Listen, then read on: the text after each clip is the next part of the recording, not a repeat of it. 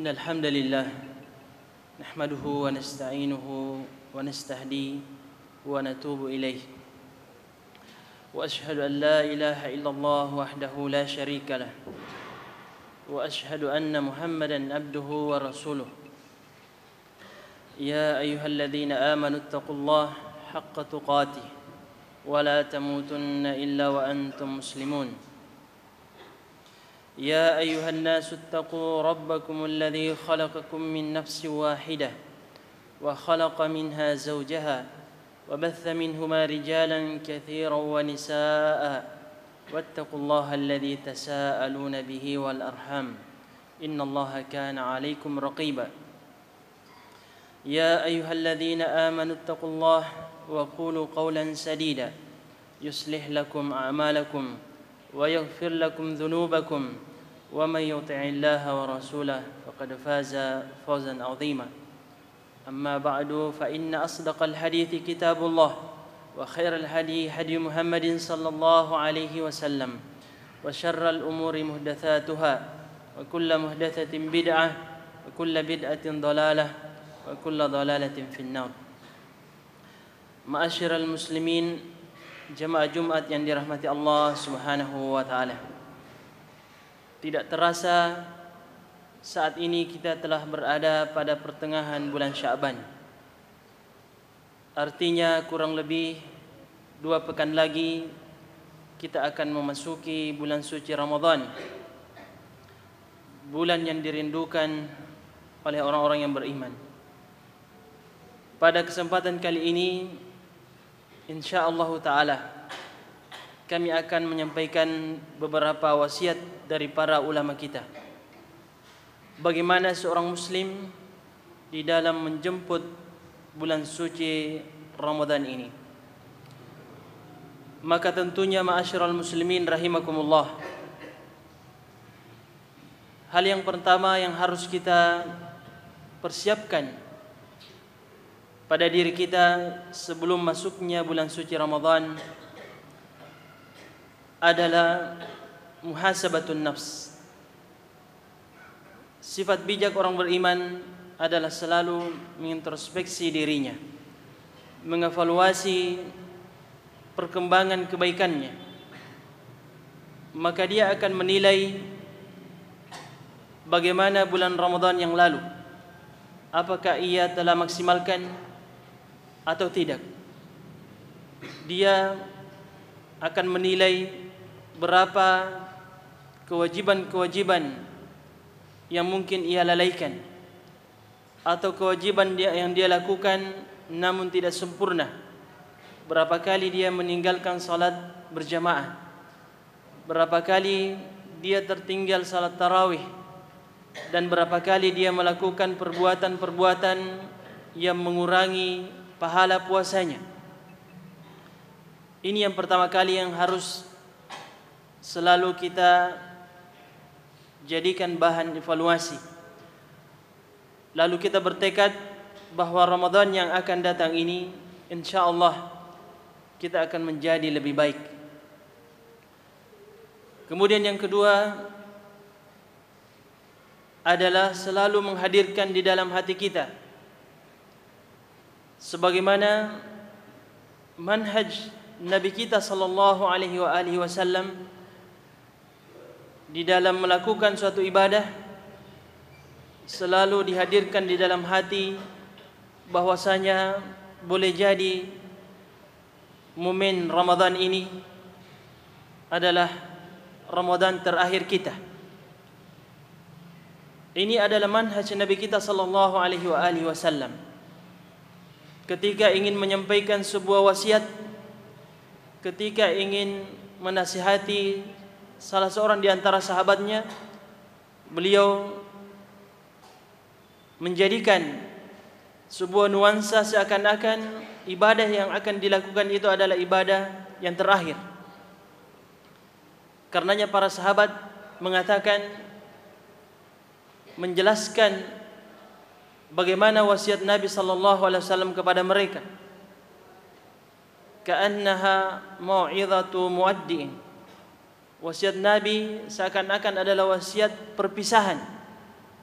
dharafat minhal uyun, mata mengalirkan air mata.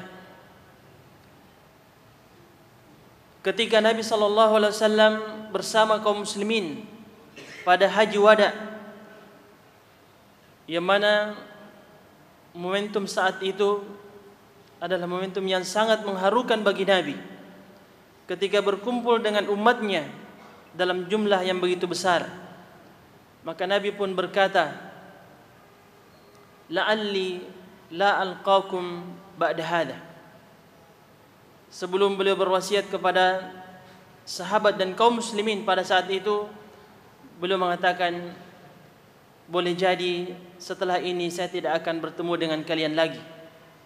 Dan inilah mungkin rahasia nasihat Nabi kita SAW kepada salah seorang sahabat. Tatkala sahabat ini akan melakukan salat, beliau mengatakan, idza qumta ila shalah, apabila engkau akan menegakkan salat, mengerjakan salat, fasalli salata muwaddi'in, maka salatlah sebagaimana salatnya orang yang akan berpisah, seakan-akan salat itu adalah salat terakhir kita. Ini sangat baik untuk selalu kita hadirkan dalam diri kita, karena ini akan memotivasi kita dalam beribadah. Apatah lagi jamaah sekalian, sudah banyak bukti yang kita saksikan. Orang-orang yang dahulu masih bersama kita menikmati ibadah di bulan suci Ramadan, ternyata pada saat ini mereka telah pergi menghadap kepada Allah Subhanahu wa taala. Maka hadirkanlah di dalam diri kita, dalam hati kita, agar kita termotivasi dalam beribadah, memaksimalkan bulan suci Ramadan ini. Kita katakan di dalam hati bahwa boleh jadi ini adalah Ramadan terakhir kita. Wasiat yang kedua jamaah sekalian, marilah kita untuk memperbanyak tobat dan istighfar. Sebab jiwa yang bernoda dosa dan maksiat akan terhalangi dari taufik dan inayah Allah Subhanahu wa taala untuk memaksimalkan bulan suci Ramadan dengan ibadah. Sebab hati ini jika penuh dengan noda dan maksiat, maka dia akan tertutupi. Abu Hurairah radhiyallahu taala anhu pernah meriwayatkan sebuah hadis dari Nabi kita sallallahu alaihi wasallam, innal mu'min idza adnaba kanat nuqtatun sauda fi qalbihi. Seorang mukmin apabila dia berbuat dosa, maka akan ada noda hitam menempel di hatinya. Fa in taba wastaghfara suqila qalbuhu. Apabila ia bertobat dan beristighfar, maka bersihlah kembali hatinya. Fa in zada zadat.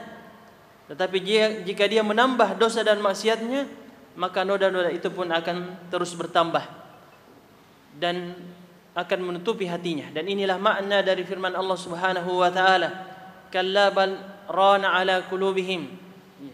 Hati-hati mereka tertutup disebabkan perbuatan mereka sendiri. Dalam ayat yang lain Allah Subhanahu wa taala mengatakan, "Lau nasya'u asabnahum bidzunubihim." Jika kami ingin, maka kami akan menimpakan azab kepada mereka dikarenakan dosa-dosa mereka. Fanatba'u ala qulubihim. Lalu kami akan mengunci hati-hati mereka. Fahum la yasma'un. Sehingga mereka tidak akan mendengar. Tidak ada lagi gunanya nasihat. Tidak ada lagi gunanya orang-orang yang memberikan dia nasihat untuk kebaikannya, sebab hatinya telah dikunci oleh Allah Subhanahu wa taala. Bertobat dan beristighfar jamaah sekalian mati Allah Subhanahu wa taala sebelum masuk bulan suci Ramadan, agar kita mendapatkan taufik inayah Allah Subhanahu wa taala di dalam memaksimalkan bulan suci Ramadan. Sebab tanpa hati dan jiwa yang bersih, Ramadan ini akan kita isi dengan perbuatan-perbuatan yang mungkin kurang bermanfaat, dan boleh jadi lebih banyak kita isi dengan hal-hal yang sia-sia. Karenanya para nabi dan rasul pun di dalam doa-doa mereka kita bisa perhatikan pesan bahwasanya kalau bukan karena hati yang bersih, karena ampunan Allah Subhanahu wa taala kita tidak akan mendapatkan inayah dari Allah Subhanahu wa taala. Sebagai contoh Nabiullah Sulaiman alaihi salam, tatkala beliau ingin meminta sebuah kerajaan yang tidak pantas kepada seorang pun setelah beliau mengatakan, Rabbi firli, ya Allah ampunilah aku, wa habli mulkan la yanbaghi li ahadin min ba'di, dan berilah aku sebuah kerajaan yang tidak pantas lagi kepada seorang pun setelahku. Pesannya bahwa seakan-akan doa itu tidak akan dikabulkan kecuali jika sebelumnya dosa-dosa telah diampuni oleh Allah Subhanahu wa taala.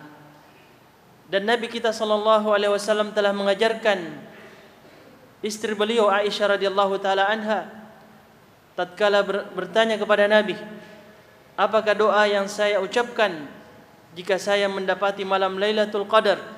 Maka Nabi mengatakan, ucapkan Allahumma innaka afun tuhibbul afwa fa'fu anni. Ya Allah, engkau maha pengampun, engkau menyukai ampunan, maka ampunilah aku. Pesan dalam doa ini, kata ulama kita, seakan-akan dikatakan engkau tidak akan mendapatkan taufik mendapati Lailatul Qadar kecuali jika sebelumnya dosa-dosamu telah diampuni oleh Allah Subhanahu wa taala. Taubat dan istighfar jamaah sekalian yang dirahmati Allah Subhanahu wa taala bukan hanya perbuatan atau kebiasaan orang-orang yang terjatuh kepada maksiat. Tetapi istighfar ini adalah manzilah, sebuah kedudukan. Sebab semakin banyak seseorang beristighfar, sekalipun dia tidak terjatuh kepada maksiat, maka manzilahnya akan semakin tinggi.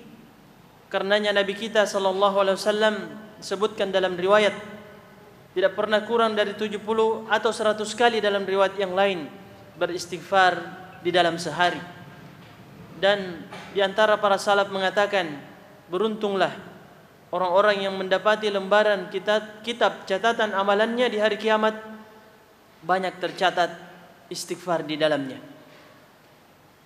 Kemudian wasiat selanjutnya dari para ulama kita, ma'asyiral muslimin rahimakumullah, adalah memperbaiki niat. Sebelum masuk bulan suci Ramadan, marilah kita mengoreksi niat kita. Namun yang kami maksudkan di sini bukanlah keikhlasan, bahwa kita akan memasuki bulan suci Ramadan dengan ibadah yang ikhlas. Tetapi yang dimaksud di sini adalah bagaimana kondisi hati kita dengan bulan suci Ramadan. Bagaimana keterpautan hati kita dengan bulan suci Ramadan? Apakah ada kegembiraan? Apakah ada kerinduan dengan bulan suci Ramadan tersebut? Sebab ma'asyiral muslimin, kalau tidak ada kerinduan terhadap bulan suci Ramadan, maka ibadah yang kita kerjakan di dalamnya tidak akan menitip kebahagiaan atau kelezatan. Hanya orang-orang yang merindukan bulan suci Ramadan, yang bahagia dengan datangnya bulan suci Ramadan, yang akan menikmati ibadah-ibadah di dalamnya. Karenanya ketika para sahabat berdoa, ketika disebutkan dalam riwayat bahwa mereka mengatakan, para salaf mengatakan, Allahumma barik lana fi Rajab wa Sya'ban wa ballighna Ramadan. Ya Allah, berkahilah kami di bulan Rajab dan Sya'ban, dan sampaikanlah kami kepada bulan suci Ramadan. Ada isyarat jamaah sekalian bahwasanya jauh sebelumnya mereka telah sangat merindukan bulan suci Ramadan. Mereka keluar yatara'unan hilal bersama-sama untuk menyaksikan kapan munculnya awal bulan suci Ramadan, sebab mereka telah lama merindukannya. Orang yang tidak merindukan Ramadan, maka dia tidak akan memaksimalkan bulan suci Ramadan. Bisa kita analogikan jamaah sekalian, jika saja ada seseorang yang mengaku punya kekasih, tetapi sekedar pengakuan, tidak ada kerinduan, maka suatu ketika jika saja sang kekasih ini meminta sesuatu untuk ia lakukan, maka sekalipun dia melakukannya, dia tidak akan bahagia. Beda halnya dengan orang yang betul-betul merindukan kekasihnya, maka apapun yang diperintahkan kepadanya dia akan nikmati. Bahkan dia akan berusaha memberikan sesuatu sebelum diminta untuk dia lakukan. Kenapa? Karena dia telah merindukan kekasihnya. Maka bulan suci Ramadan ini pun seperti itu jamaah sekalian. Orang yang sama sekali tidak punya kerinduan dengan bulan suci Ramadan tidak akan menikmati ibadah di dalamnya. Tidak akan terasa nikmat ibadah di dalam bulan suci Ramadan itu. Kemudian wasiat selanjutnya, masyarul muslimin rahimakumullah, adalah membekali diri kita dengan ilmu syar'i. Memahami hukum-hukum yang terkait dengan bulan suci Ramadan, ibadah puasa, pembatal-pembatal puasa yang mengurangi pahala puasa, yang terkait dengan salat tarawih, zakat, dan juga mungkin salat Id. Namun sebelumnya, alangkah baiknya jika kita juga membekali diri kita dengan maklumat yang terkait dengan kemuliaan bulan suci Ramadan. Ketika kita betul-betul mengenali bulan suci Ramadan, keutamaannya, maka pasti kita akan memaksimalkan bulan tersebut. Maka saya akan sebutkan sebuah riwayat yang sahih, bahwasanya sahabat yang mulia Talha bin Ubaidillah pernah menceritakan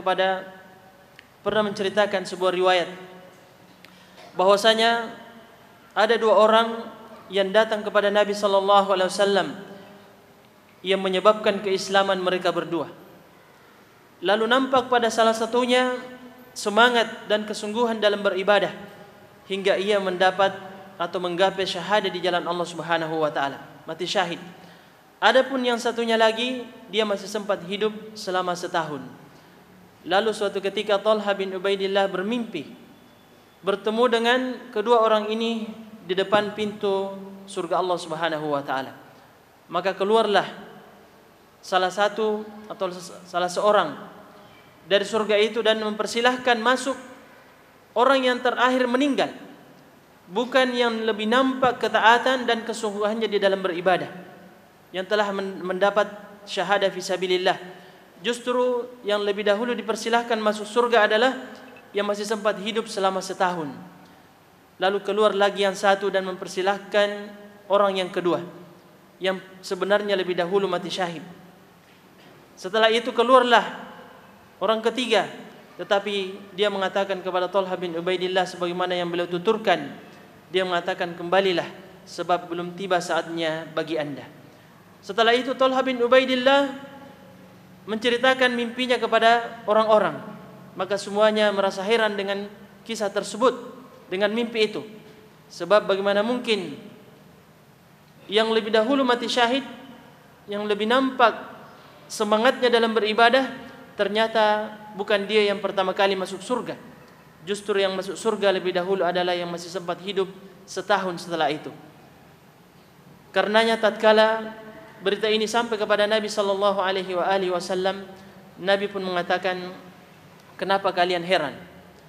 Bukankah yang pertama masuk surga ini masih sempat hidup selama setahun lamanya? Para sahabat mengatakan, bala ya Rasulullah. Nabi mengatakan, bukankah ia sempat mendapati bulan suci Ramadan? Bukankah dia telah rukuk dan sujud selama setahun? Nabi mengatakan, jarak antara keduanya di dalam surga antara langit dan bumi. Hadis riwayat Ibnu Majah dan disahihkan oleh Al-Albani rahimahullahu taala. Begitulah jamaah sekalian gambaran kemuliaan bulan suci Ramadan yang seharusnya mendapatkan tempat yang paling luas di dalam hati kita. Sebab jika tidak, kita tidak akan memaksimalkan bulan suci Ramadan dengan ibadah. Hanya orang-orang yang betul-betul mengenal bulan suci Ramadan, keutamaannya dan kemuliaannya, yang akan memaksimalkan dengan ibadah-ibadah di dalamnya. Barakallahu li wa lakum fil Qur'anil azim wa nafa'ani wa iyyakum bima fihi minal ayati wa dzikril hakim. Aqulu ma tasma'un fastaghfirullah innahu huwal ghafurur rahim.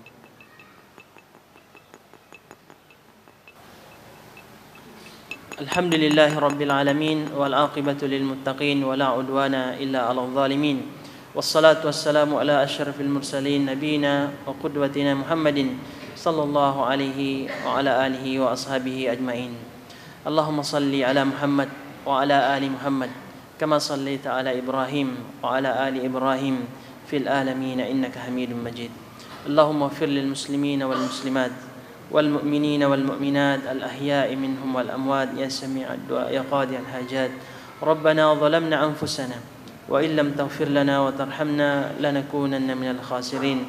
اللهم يا مقلب القلوب ثبت قلوبنا على دينك. اللهم يا مصرف القلوب صرف قلوبنا على طاعتك. اللهم اقسم لنا من خشيتك ما تحول به بيننا وبين معصيتك، ومن طاعتك ما تبلغنا به جنتك، ومن اليقين ما تهون به علينا مصائب الدنيا. اللهم لا تجعل مصيبتنا في ديننا، ولا تجعل الدنيا أكبر همنا ولا مبلغ علمنا ولا إلى النار مصيرنا، واجعل الجنة هي دارنا وقرارنا. اللهم أعز الإسلام والمسلمين وأذل الشرك والمشركين يا قوي يا عزيز. اللهم انصر إخواننا المستضعفين في كل مكان وفي كل زمان. اللهم اغفر لنا ولوالدينا وارحمهم كما ربونا صغارا. ربنا آتنا في الدنيا حسنة وفي الآخرة حسنة وقنا عذاب النار. وصل اللهم على نبينا محمد وعلى آله وصحبه وسلم، وآخر دعوانا أن الحمد لله رب العالمين.